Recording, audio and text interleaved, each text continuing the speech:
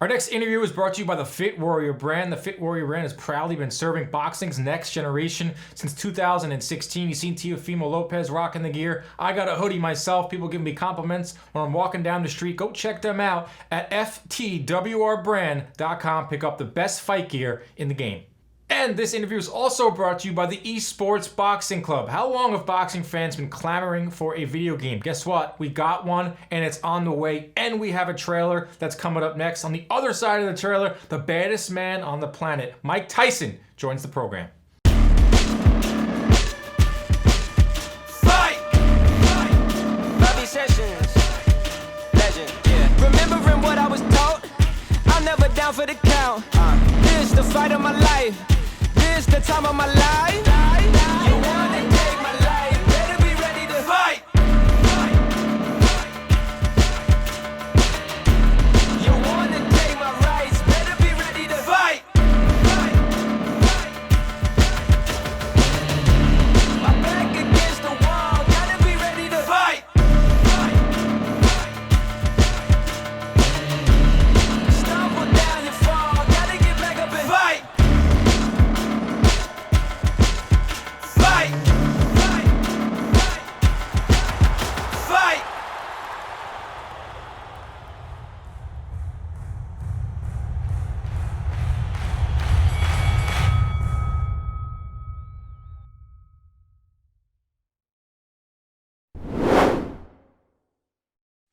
Our guest this week on Inside Boxing Live defines the phrase, our next guest does not need an introduction. He's the baddest man on the planet. He's Mike Tyson. He's joining us right now. Mike, thank you so much for taking some time out of your training schedule. Pleasure, brother. Pleasure to be with you. Now, Mike, this isn't even the first time. This isn't our first interaction. We actually go back 30 years. As you can take a look at the 30? photo. Take a look at the photo between me, you, and Mike, and my dad. Unbelievable. I was 3 years old. This photo has followed me my entire life. Oh man, listen, is your dad still with us? Yes, he's right here in the room. Oh, awesome. Yeah, he's... Awesome. So that photo right there, people, when they introduce me, they say, oh, this is Dan. Take out the photo of you and Tyson. It's followed me my entire life, and it's just like, all it took was 30 years and you getting back in the ring for us to finally talk about the photo. Man, it's amazing. I can't even believe that's me. With my glasses and stuff. Whoa. I thought I was just having a cool night. That's covering the black eye. It actually was. And the actual story behind it was, I was sleeping at the time, and my dad had me on his shoulder, and he brought you in, and I woke up, and my dad goes, do you know what that is? And I said, that's Mike Tyson. So I knew who you were, even at 3 years old. So, God bless you, brother. yeah, no, it's really cool, and the fact that my dad is in the photo too, and the fact that it just kind of solidifies the fact that I should be working in boxing. You know, it's in my blood from 3 years old. I was with the baddest man on the planet, and I'm with him here now. You got a big fight, Mike. Got a big fight coming up, and I have a theory. Yes, I do. I have a theory. November 28th, you can catch the fight, Tyson on Triller.com, Fight TV, and traditional pay-per-view. But I have a theory here. I was ringside for Wilder Fury, and when they brought you into the ring for the WBC to honor you, Evander Holyfield, and Lennox Lewis, you got a huge ovation, and you were in the ring. Did that maybe get the juices flowing for you? No, it's just that, listen, we can help people for charity. I was never thinking about we were going to go in a fight and make some money. I just thought that my skills could do better use in helping people more less fortunate than myself. Yeah, I like that. That's kind of the what I picked up listening to a lot of interviews with you, watching a lot of interviews. That you're not doing this for money. It's not a cash grab. You're not doing this for fame. You're not doing this for clout. You have all that already. You're doing this simply because you want to, and you're also doing this because you want to show that age is just a number. Hey, listen, it's just we're gonna meet God very shortly, and say we live another 50 years or so. Eventually, we're gonna go meet the man, and what we're gonna say when we meet him? What do we do? How do we help civilization? Unbelievable. It's intriguing, man. Now, you've been in the limelight for 35 years now. Yet people hang on your every word. They know everything about your life. How does it feel to like have that the people are still like there with you every sense of the way? They want to hear from you. Whenever you speak, it becomes newsworthy. Can you believe that? Yes, I learned during this during my ride in life, I learned gratitude. I'm just very grateful. Now, here at CompuBox, we do the punch stats, and we have all 58 of your fights in our database. And what we found was you landed 55% of your power throughout your 58 fights. Now, if you put that in today for some perspective, Errol Spence is the leader right now, and he lands 49%. That is impressive. 55% of your power in 58 of your fights. That just leads me to believe that this could be a good thing on November 28th. Your power throughout your whole career was there. Well, I never did the stats like you did, but that is impressive. Yeah. So, I mean, and 35 punches a round, which shows that you're very economical. You know, we know it's only going to be 2-minute rounds. We know it's going to be 8 rounds. So that kind of bodes well for you too. I know I listened to you said you want to dance in there, you want to move around, fight a little different. It's gonna be really interesting. I'm looking forward to it, so to speak. I'm looking forward to it. Mike, I got to ask you now. Do you ever have any superstitions before a fight? What did you used to do back in the day before a fight? Did you eat something different? How did that work? No, it just comes down to getting a relationship with God. That's what we all do. We all ask God for something. Even when people that are atheists, we ask somebody for something that we know is bigger than us. Did you ever have any superstitions before your fights? Any rituals? Like on fight day, was there something that you had to do? Yes, pray before I go to the dressing room. Right. Now, how about the oldest superstition of all? That women weaken legs. Is that something you believe in? Is that urban myth true or not? It's just a myth, but it's good to build discipline. Yes. You must have discipline, yes. Now you're fighting for the first time in 15 years. And now it's interesting because your kids have only seen you fight on YouTube or on old ESPN2 classics. It must be a thrill for them to maybe see you fight in person. Talk about that. Hey, I have no idea what they think. They never told me anything about this. They never said anything to me about this. So, I don't know. I love them anyway. Also, I want to talk about the fact that you have a podcast, Hotboxing with Mike Tyson. I watch every episode. I think it's amazing. But I also think it's funny because you've had this long line of volatile interviews. Going at it with the media. But now you almost are a part of the media. You're on the other side asking the questions. Isn't that kind of crazy? I learned a great deal of gratitude for that as well. I understand what people are under. I understand. I always want them to feel safe. I never want them to feel they're going to get ambushed. Yeah. Do you feel like, and how about this? How about promoting a fight in 2020 compared to 1990? The biggest differences? I can stay home and do it. Exactly. You can do it in the car right now, right? Absolutely. Our next interview is brought to you by the Fit Warrior brand. The Fit Warrior brand has proudly been serving boxing's next generation since 2016. You've seen Teofimo Lopez rocking the gear. I got a hoodie myself. People give me compliments when I'm walking down the street. Go check them out at ftwrbrand.com. Pick up the best fight gear in the game.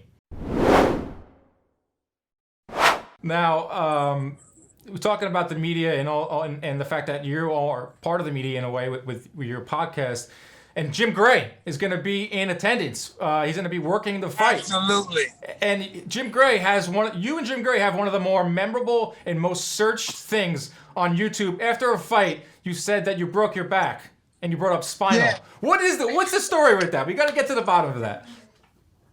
Well, listen, right? I have a bad back, and since all of the work that I put over the years, the spine of my back, it just started chipping. It's out of wear and tear. And eventually I had to get the operation. But the doctor said, hey, eventually you're going to have to start bending over. You have to bend. And so I was trying to explain my situation. I just wasn't eloquent enough to explain it the way I wanted it to be explained. But every time I watch it, it gets a chuckle out of me. I know it's not funny. Like, you have back problems. It's not funny at all. I'm starting to get lower back problems. I think it's very funny. I think it's very funny. It is one of the funniest clips ever. I just watched it right before we came on, and I was hysterically laughing because it's just perfect. What's wrong, Mike? Spinal. Just so many of these moments that you've had in your career. Like, that's what the thing, man. You're hilarious without even trying to be. Oh, God. It's too much, man. It's too much. But and you talk about some of the fighters that are in boxing today, and you were the youngest heavyweight champion of the world. There's another guy from Brooklyn who just picked up 4 belts, who's the youngest 4-belt champion. That's Teofimo Lopez. Would you have any advice for Teofimo, not in the ring, but outside of the ring? All the fame and the fortune that's coming his way. What's your advice to Teofimo? It's gratitude and appreciate the moments, because it's over fast. Yeah. It's over real fast. Appreciate the moments. Well, Not the time, but the moments. You say it's over fast, but you're getting right back into the ring, man. Are you actually like putting this into perspective that you, in 1 week, in a few days, you're getting back into a boxing ring? No, it's not the age, it's the energy that's entering the ring. Yeah. That's how I look at it. That initial video that was posted, in April or May, that thing blew up, man. People, like I said, with the picture of me and you, so people kind of associate me with you all the time. When you posted that clip, my DMs got bombarded with people saying, "Oh my God, look at Mike! He's moving quicker than ever. He's gonna fight again." The fact that you still have it 35 years later is something special. I got 2.5 billion hits. That's unheard of. That's just. And what was it like? Just the feeling. Did that kind of like make you want to keep going? No, because after I did that, I was in the bed for like a week. Well, you also have another famous saying. Hello? Yeah, you also have another famous saying, everyone has a plan till they get punched in the mouth. So I know you've been sparring and everything, but what's it been like training and getting ready for this fight? It's been difficult, but I got the hang of it. I'm getting ready to go do some boxing now. Yeah. But I understand the process now. I understand this is where I belong. I never once after getting hit say, "Hey, man, what the hell am I doing here? I'm crazy." I realize this is where I belong. Okay, Mike, I got a few more questions for you. And what's going on in the boxing world today? The heavyweight division is on fire right now, and it's never been better. I think so as well. I think so, yes. Yes. Now, there's one thing, though. There's this new Bridger weight. Have you heard about it? No. The Bridger weight now is being imposed by the WBC. It's a new weight class that goes from 200 pounds to 225 pounds. And it's going to be a whole new set of I wouldn't even call them heavyweights. They're called Bridger weights. What are your thoughts on this new weight class? I think the size of the man shouldn't matter. If he's over 200 pounds, he's a heavyweight. Yeah, I tend to agree. It's a lot of fans don't like it. I mean, it's there's a lot of politics in boxing, and there's a lot of people out there saying that's another way for these commissions or these alphabets to make more money. That's what make heavyweight fighting better than all the other weights. A little heavyweight could beat a giant. Listen, I ran back the numbers. You made 5 of your defenses of your heavyweight title came against guys that weighed over 225 pounds. You weighed under 225 pounds. Right there is evidence that the Bridger weight is unnecessary. 100%. It's all about your fighting spirit, not about the weight, how much weight you are. Yeah. Hey, have you been following Deontay Wilder with the fallout from Fury of the excuses that he's coming up with? Oh yeah, I saw that stuff already. I had excuses for Buster Douglas too. That's just the process we go through. It's gonna be all right. Yeah. Yeah. Well, it sells the fight. I mean, it's a business, right? Absolutely. And listen, this is what I learned from my mentor, Customado. Don't take this personal. No matter, and that was my mistake. Sometimes I took it personal. He said, never take this personal. If you take boxing personal, you're gonna die lonely. Yes, I've always been saying that. It's a sport. It's a different sport than any other ones. I mean, there's a lot that goes in. Obviously, it's a tough sport, but there's things that happen outside of the ring. It's entertainment, and we're going to see a big fight November 28th. Before I let you go, Mike, last question. I got a problem, Mike. I got pigeons. Yeah. I got pigeons outside of my new apartment in New York City. What? And I like pigeons, but I don't want them underneath my window making the noises. I figured, can you put in a good word, or can you give me some advice on how I can relocate these pigeons so I can get a good night's sleep?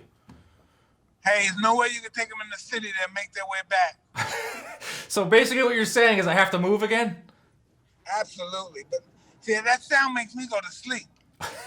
See, that's the difference between me and you. The cooing, I looked it up. It's called cooing, and they do it Cooing. all morning long. That's soothing for you. It puts me to sleep, knocks me out. For me, it keeps me awake. Oh, it's beautiful music, man. See, this is why I can't do what you do and you can't do it. I mean, I can't. I can't do with the pigeons, but I thought maybe. I'm talking to the pigeon whisperer. I agree. Can you put in a good word and just say, hey, guys, can you fly away from Dan's apartment? It's not gonna happen, Dan. Oh. All right, fine. I'm still going to order your fight. November 28th, Tyson on Triller.com, Fight TV, traditional pay-per-views. Lastly, sell the fight, Mike. Like, you can sell a fight like no other. Why should fans buy this fight on November 28th? That this will be one of the only times they have the chance to see the greatest fighter since the conception of God. There it is, one word. Mike Tyson. Hey, listen, before this is all said and done, when we get back to normal life, I want to recreate that photo. Me, you, and my dad, denim and everything. You in? I'm with it. I'm with it. All right, Mike Tyson, thank you so much for joining us here. God bless, brother. God bless. Take care. Okay, here it is. Holy, where was that at? So that is, right there, that is 5 days after the Buster Douglas fight. I'm 3 years old. I'm 3 years old, and my dad there is the creator of CompuBox. So that's us right there, man. 30 years, Awesome, bro. 30 years in the making. Awesome.